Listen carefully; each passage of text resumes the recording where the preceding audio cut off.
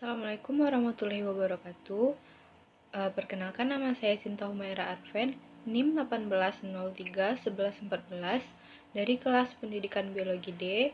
Pada video kali ini saya akan membahas tentang ekstraksi DNA pada virtual lab. Pada eksperimen ini kita akan mengisolasi beberapa DNA yang berasal dari manusia sebagai subjek tesnya. Nah, DNA ini bisa digunakan untuk tes genetik, untuk mengidentifikasi jenazah, dan juga sebagai bukti dalam analisis forensik. Ekstraksi DNA merupakan langkah awal dalam proses laboratorium ini. Ekstraksi DNA merupakan langkah yang penting karena dalam prosesnya kita akan memisahkan DNA dari protein serta molekul-molekul lainnya. Kita butuh sel karena dalam sel ini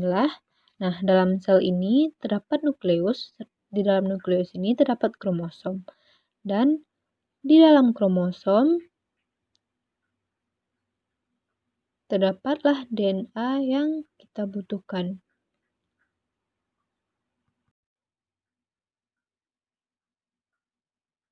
Langkah awal yang dilakukan adalah kita akan mengumpulkan sel dari subjek tes kita, yaitu manusia.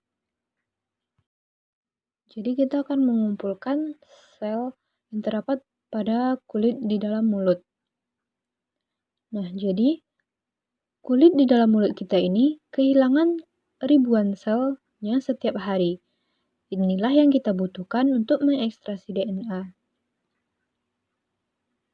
Nah, mari kita mulai. Langkah yang dilakukan untuk pemurnian DNA dari epitel pipi adalah yang pertama, mengumpulkan sel pada epitel pipi, membuka sel untuk membebaskan DNA, memisahkan DNA dari protein dan komponen lainnya, lalu mengisolasi DNA terkonsentrat. Next. Nah, alat dan bahan yang dibutuhkan untuk memurnikan DNA dari sel epitel pipi ada water bath, ada centrifuge, ada micropipette, ada buccal swab, ada tabung sampel, ada larutan ISIS, larutan garam terkonsentrat, ada buffer resistance, etanol, serta isoprofil alkohol. Nah, langkah yang pertama adalah kita mengumpulkan sel epitel pipi. Di sini kita butuh buccal swab untuk menyeka di kulit pipi tadi.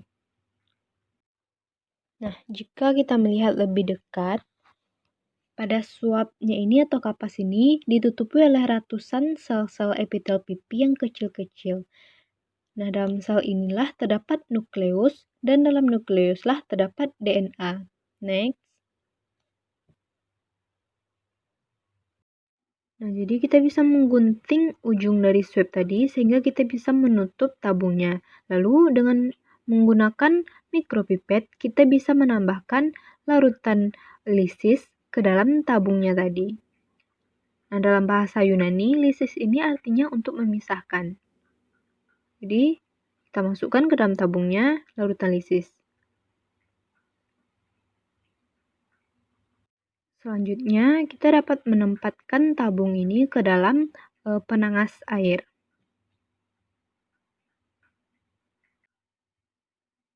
Nah, di dalam ini terdapat sel. Dalam inti sel atau nukleus terdapat kromosom.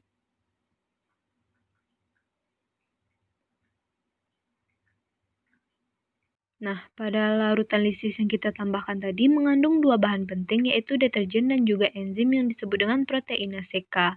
Deterjen inilah yang akan mengacau membran dan inti yang menyelubungi sehingga sel akan pecah dan membuka dan membebaskan DNA.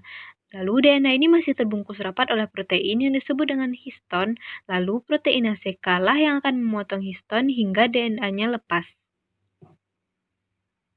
Nah, jadi kita masuk ke langkah yang ketiga, yaitu memisahkan DNA dari protein dan komponen lainnya.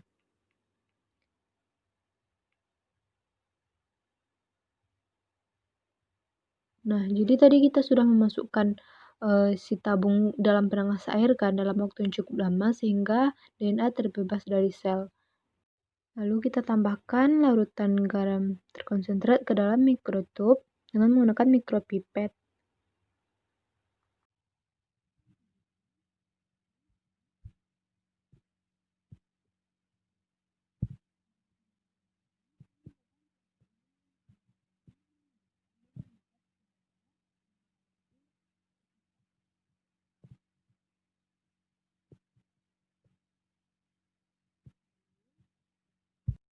Nah, jadi kita masukkan tabung atau mikrotub ini ke dalam centrifuge.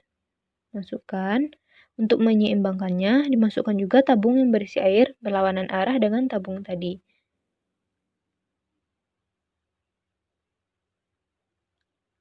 Lalu kita tutup, lalu dinyalakan.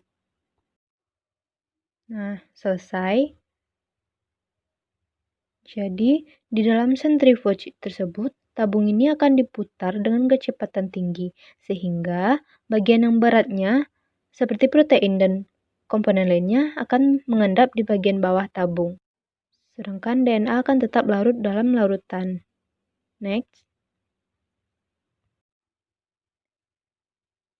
Nah, dengan menggunakan mikropipet, kita akan membuang bagian atas larutan yang berisi DNA dengan hati-hati, lalu kita pindahkan ke tabung yang baru ini. Sedangkan sisanya tersebut tetap di dalam tabung yang lama. Nah, langkah keempat, kita menambahkan beberapa isoprofil alkohol ke dalam tabung. Nah, kita tambahkan.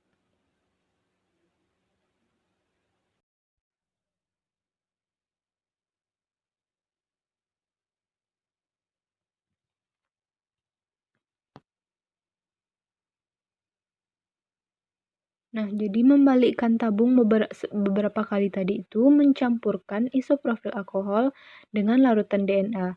Karena DNA itu tidak dapat larut di dalam isoprofil alkohol, maka dia akan keluar atau memisah. Nah, sekarang kita dapat melihat gumpalan DNA dengan mata telanjang kita.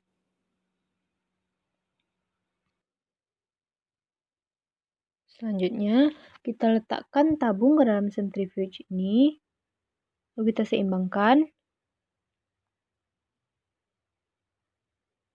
Lalu kita tutup, lalu aktifkan. Jadi pada kali ini ketika tabung berputar, maka DNA itu akan mengendap di bagian bawah tabung. Jadi pada bagian atasnya itu adalah isoprofil alkoholnya kan. Jadi kita buang larutan alkoholnya dan kita menunggu DNA ini kering. Kita bisa menyimpannya dalam freezer selama bertahun-tahun atau dapat digunakan langsung untuk eksperimen berikutnya.